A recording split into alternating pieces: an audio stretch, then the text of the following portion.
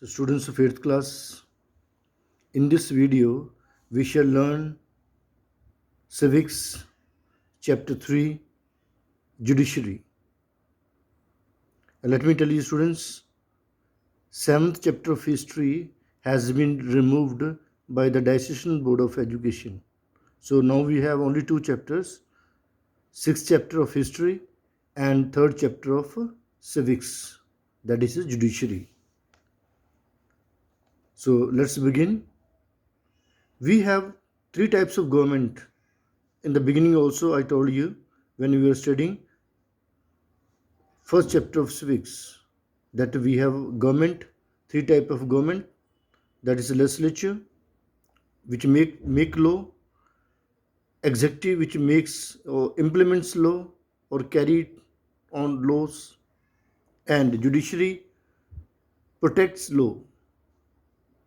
So legislature, prime minister and the council of minister, and the member of parliament make law, and prime minister and the council of minister and the president is executive which implements the law, and then the judges of supreme court and the high court, and the judicial complex, that is district courts, they protect the law.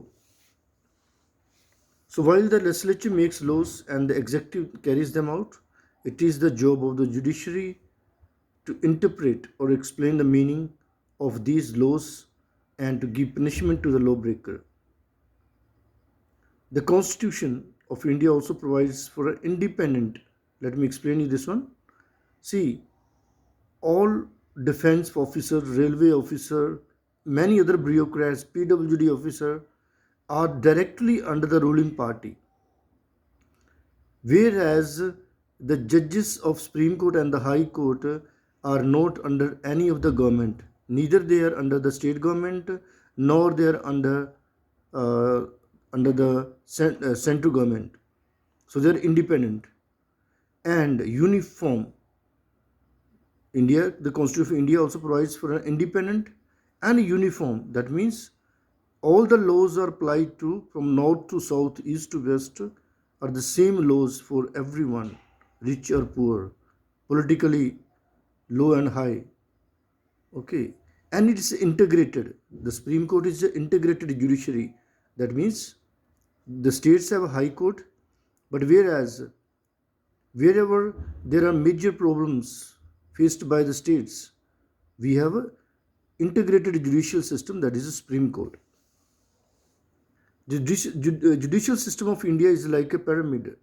That is in this way: the Supreme Court, High Court, and the subordinate courts. The Supreme Court, in its hierarchy, is the highest apex or the court, then High Court. So, the cases brought before the courts can be categorized into two fundamental types: criminal cases and civil cases. So these are the further classification.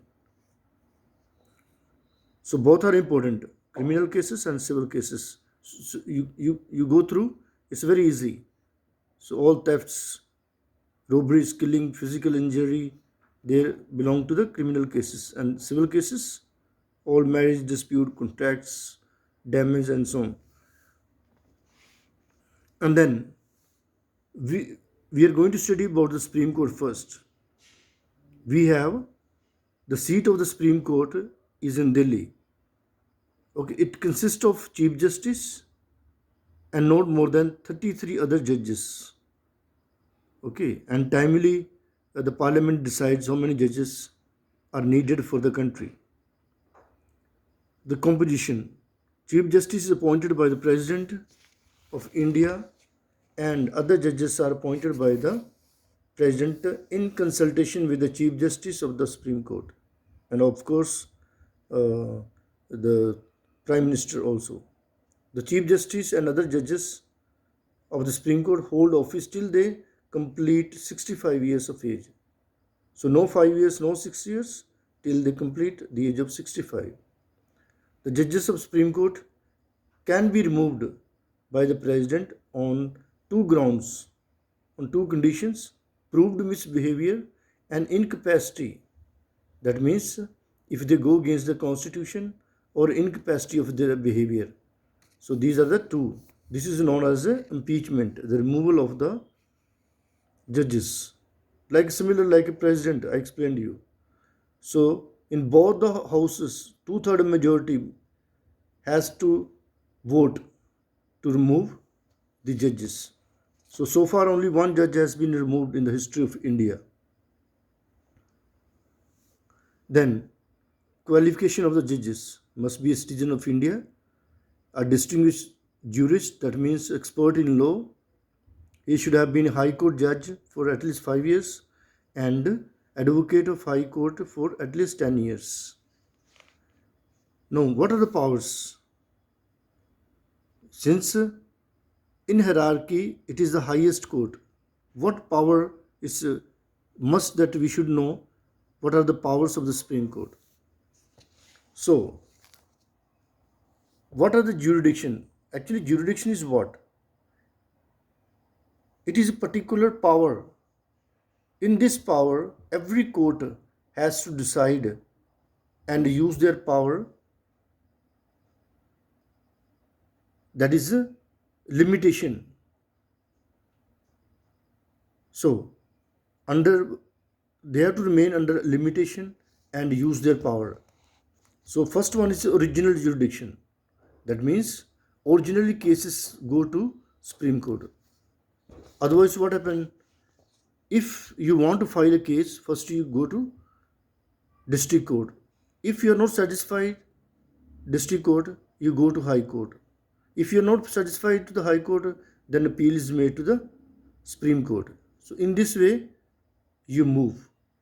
Whereas there are some cases which straight away you can go to the Supreme Court. So what is that? Interpretation of the Constitution. Okay. Dispute between the center and the states. So there could be many disputes between the states and now there is a agriculture bill which has been made a law. Okay, now going on, but there are dispute going on between the states and the center. So that case can be filed. The state who is objecting this one, like Punjab government is objecting, so they can file case in the Supreme Court, and they have filed this one case against the agriculture bill. Then if your fundamental rights are denied, then also you can go to the Supreme Court directly. Then second one is appellate jurisdiction. That is a appeal made to the Supreme Court. Under appellate jurisdiction, the Supreme Court can only hear a case after it has gone through the judicial hierarchy first. That is the district court and the High Court. The cases include criminal cases and civil cases.